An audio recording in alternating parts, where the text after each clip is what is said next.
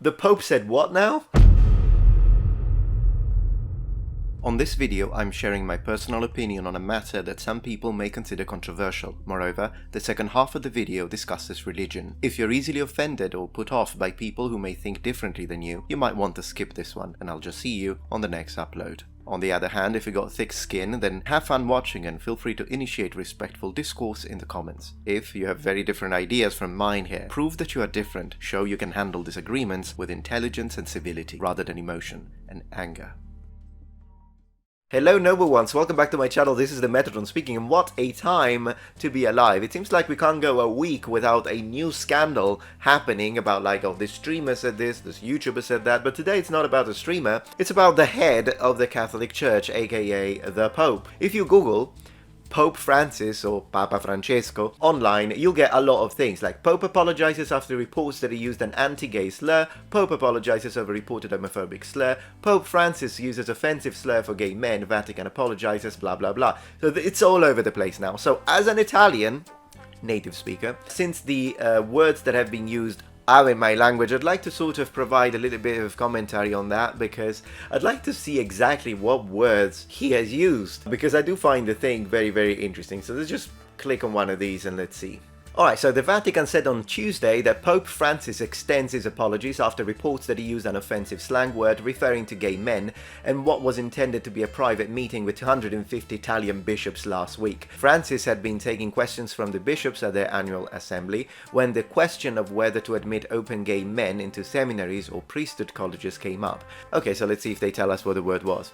According to several people present at the meeting who spoke anonymously to Italian news outlets, Francis stated a firm no, saying that seminaries were already too full of The Pope said what now? Oh my gosh. Keep it together. An offensive Italian slang term referring to gay men. Okay, right, so I think I can provide a little commentary to this. I've got to begin by saying that I am a little surprised that the Pope used that word specifically. Now, to give you a little bit of context on that word, here the article is saying that it means gay men, but no, it means homosexuality. So, to be specific and precise about this, as you know I am, there is a word in Italian which is where this word comes from, which means homosexual, but it basically is the exact equivalent to the F word in English that begins with the meaning of cigarette and ends with God. From that word, you can then generate this noun, which would extend it to a more general term for homosexuality. So basically, like saying the F word in English, but instead of finishing it with got, you finish it with gottery.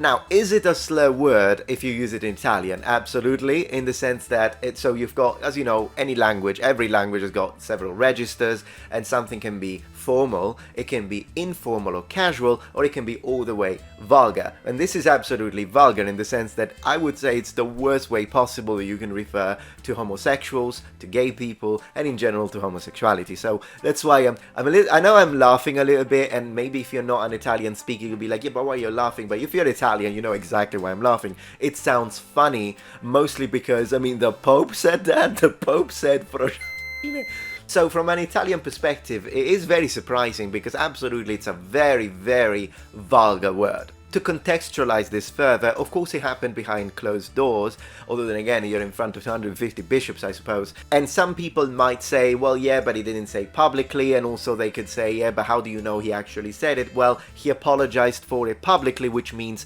he's not denying using it. I think we can put that one out of the question. He did use it, otherwise he wouldn't apologize for it. Now, a lot of people are discussing this and mostly focusing on how the message was delivered. Today I'd like to also discuss a little bit about the core message itself, but before we do that, there is one thing I'd like to say to kind of sort of be fair about this. I'm not defending him necessarily, but I would like to present the information in the most fair way possible, and that's something that no one is really saying. The fact that the word used is in Italian, but the Pope isn't Italian.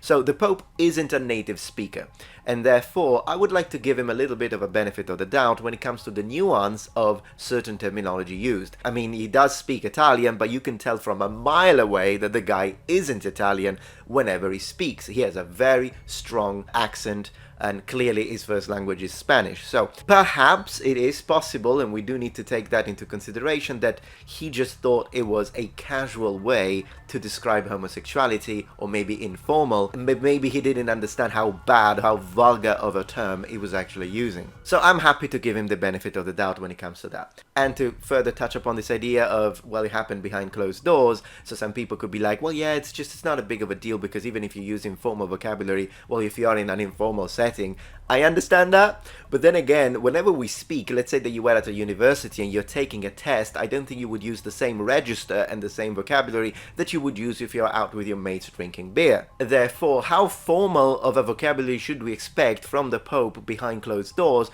Well, you're in the Holy See, so I mean, I would expect a certain level of at least not using very, very vulgar vocabulary. That's why I think people are surprised. Now, just for clarity, I'm not trying to cancel anyone or take anyone's freedom of speech away. That's not the point of this critique. I've always been a strong proponent and defender of freedom of speech and have been very vocal about it. I'm in fact using my own freedom of speech here to express my opinion on this matter. I don't think any man, no matter who they are, is above criticism, nor any action or word spoken by any man is above public discourse. As we go deeper in this discussion, I think some people could say, well, yeah, but then again, from the point of view of the Catholic Church, homosexuality is a sin. Therefore, the fact that he's using this terminology kind of reflects, I imagine, the Catholic doctrine. But just to give you the idea, the sense of how that still doesn't work from an Italian perspective, you have to imagine this. I say it's safe to assume that from a Catholic perspective, doctrinally speaking, prostitution is also a sin.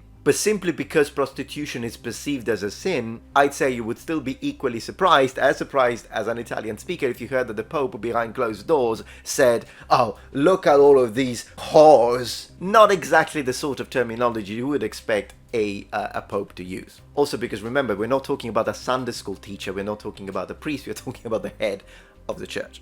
And to kind of drive this point home when it comes to, well, it's a sin, okay, but everything is a sin. I mean, I'm a sinner. If you have sex before marriage, it's a sin. If you look at a woman and she looks hot and you're like, gosh, I'd definitely bang that. I mean, you know, when it comes to sin and sexuality within Christian doctrine, it's important to remember that we're all sinners. Now, regardless of how he said it, let's pretend for a moment that we are in an alternate universe, and instead of saying frotag, he actually said homosexuality. So the way you would expect the Pope to speak. So let's imagine that he actually said there is too much homosexuality in the seminary, too many gay people are trying to become priests. I find it a little surprising, and I'd like to hear your opinion about this, because I don't really understand why that's a problem in the first place, regardless of how you say it. What I mean by that is, the moment a person, a faithful individual, a Catholic, decides, hey, I want to enter the seminary and I want to dedicate my life to Jesus and I want to become a servant of the Lord, I want to be a priest. One of the main characteristics of entering the priesthood within the Catholic Church, which is really one of the things that sets it aside, and it's different from the Protestant world, is the fact that a priest becomes celibate. Right? Celibacy, chastity, however you want to call it. If you become a priest, you're renouncing all of desires and earthly temptations, the desires of the flesh. You're renouncing sex for the rest of your life. So I don't understand why it matters if this renouncing comes from the perspective of a straight man who will never have sex for the rest of his life with women, or if it's from a gay man who will never have sex for the rest of his life with men. I mean, at the end of the day, they're both choosing celibacy. So why does it matter is the part that kind of confuses me. I mean, at the end of the day, from the perspective of the church, it's a come to Jesus moment, right? They are deciding, hey, I want to come to Jesus. I want to live my life sexlessly, which is a massive sacrifice if you think about it, which is one of the reasons why I couldn't become a priest. But regardless, I digress. I do not understand why it matters if the person who is coming into the church and wants to become a priest is literally choosing to give up on all forms of earthly pleasures. Let's put it that way. Now, given not all priests actually end up following celibate, and we do know that there are scandals within the church, but then again, you don't know that. Like, the moment a person enters seminary, already the fact that you know they're gay it means that you know it through confession, I imagine, because otherwise, yes, sometimes you can tell, yeah, that person is gay, but oftentimes you can't. There are people that you would never guess that that person is gay, so the reason they know it is because these people confessed. So if this person confessed to a church authority, I think it's quite hypocritical to say, no, now you confess this. I personally find it strange that that matters. I mean, they confessed, they want to become a priest. I think they should be allowed to be a priest, regardless of whether they're gay or they're straight. What do you think of this statement? Do you think there are exceptions? Do you think there are not exceptions? Do you think some people are perhaps forgetting the core message of Christianity? Or do you think that there is a different way to look at this? I'm interested to know what you think. Let me know in the comments below. Whatever your position may be when it comes to this, whether you be atheist, whether you be a Christian, I think it's important to remember that one of the main core messages of Christianity is the idea that salvation is available to everyone. In other words, even for the most fervent Catholic, or even for the most fervent Christian and traditionalist when it comes to church doctrine, the core message remains that we are not called to hate on other people. And therefore, as one last item of conversation, I'd like to present the following. As Christians, whether you be extremely traditionalist or whether it be a little more open when it comes to social matters, I think the core message is there that salvation is available to all. All people are God's children, regardless of whether we agree or not with their life choices. And of course, even if you are the most conservative Christian on the planet and you believe in family values and traditional values, that's absolutely your right, but that doesn't put you in a position where it's okay for you to then start hating people. And of course, he's free to say whatever he wants. You know me, I'm pro freedom of speech, but of course freedom of speech doesn't mean that then I can't hold you accountable for what you say, in the sense that I can critique it just like anyone in the comments can critique what I think and what I say publicly. As we continue reading the article, however, we read, Pope Francis is aware of articles that recently came out about a conversation behind closed doors. Matteo Bruni, the press office director for the Holy See, said on Tuesday the Pope never intended to offend or express himself in homophobic terms, and he extends his apologies to those who were offended by the use of a term reported by others.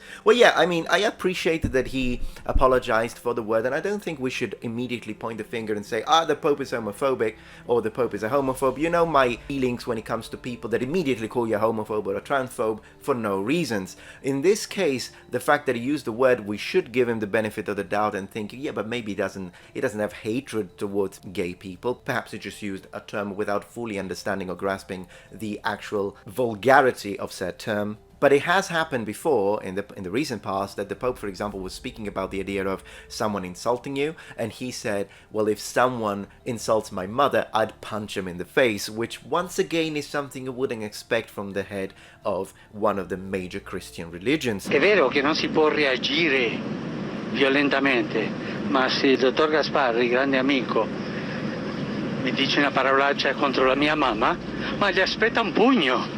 Ma è normale. È normale.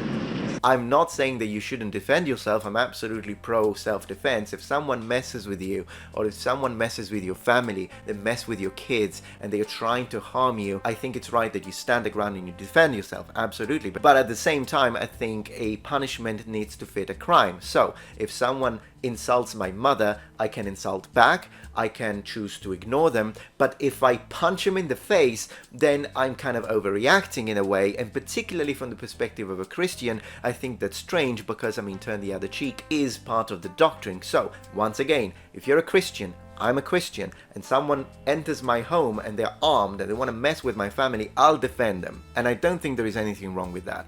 But if someone insults me, I won't use violence as a way to prevent them from using offensive language, but that is not the right thing to do. I think the right thing to do is you either ignore them or you offend them back. But once again, I'm just a YouTuber and definitely not the head of the Catholic Church, so it's kind of strange that sometimes the Pope has already used or made statements that are kind of strange from someone who has a lot more responsibility than me and you. Of course, I want to hear your opinion and your thoughts. At the end of the day, whenever I present these topics, is also because I want to create a little bit of a situation where we can have a discussion. I ask you to be civil in your discussion and the way you share your thoughts and your opinions in the comments. Now, if we are talking about P, Maps, I guess it's a word that I hate that word, but I guess it's a word that I can use without being demonetized on YouTube. That's a separate matter. And that's important to underline here, because you know me, when it comes to activists and they cross a line and they start saying, oh, this specific character was gay, and I'm like, no, the evidence says he wasn't, I'll stand up to them.